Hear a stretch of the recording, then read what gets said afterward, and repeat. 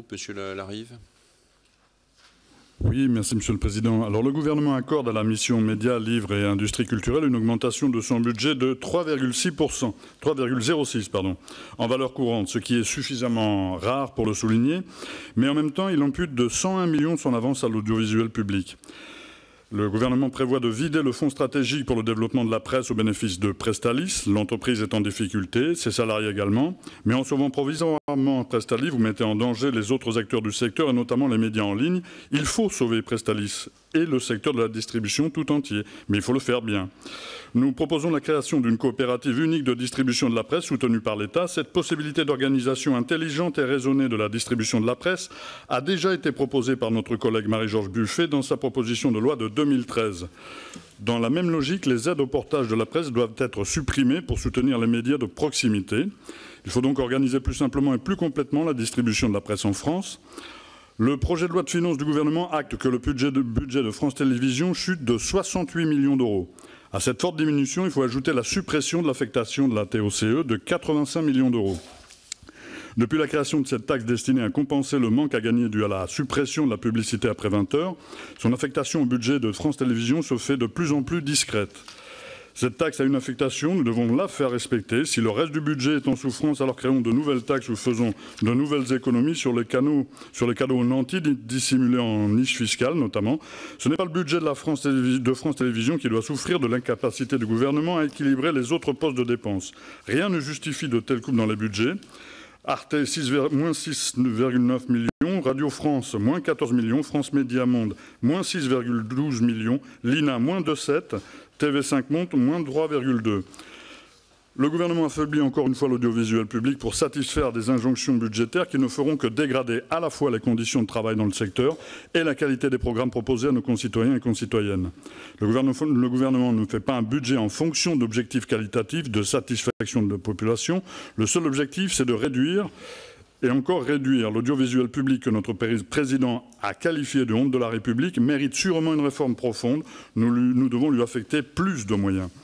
Nous souhaitons la titularisation notamment des permittents du service public audiovisuel. On ne travaille pas correctement en situation précaire. C'est un effort budgétaire, c'est vrai, mais une nécessité sociale et d'utilité publique pour le bon fonctionnement de l'audiovisuel public. Pour nous, l'audiovisuel public doit être le garant de la qualité de l'information et des programmes en termes de découverte de nouveaux horizons et donc d'éveil des consciences.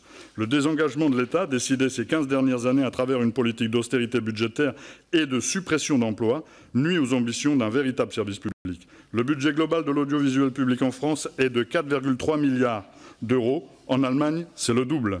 Nous voulons donner aux entreprises publiques de l'audiovisuel les moyens de devenir des acteurs majeurs du numérique et de la production de programmes de qualité.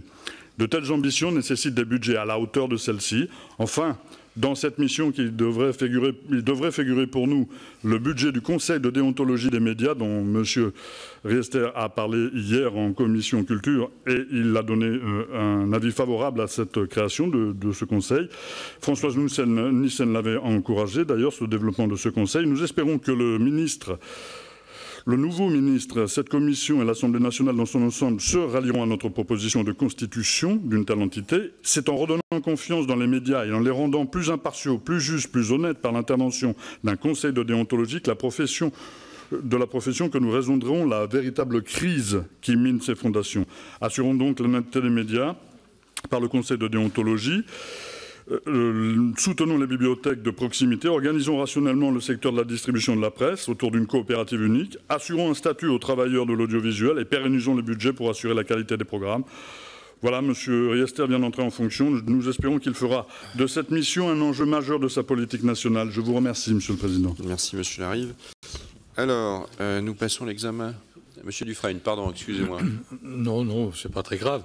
Je voulais simplement dire d'une manière très, très brève que je fais totalement mien les propos de mon collègue Michel Larive, notamment dans la place de l'audiovisuel public dans le paysage audiovisuel et puis les questions qui sont liées à la presse, au portage de la presse et à la capacité de la presse à survivre.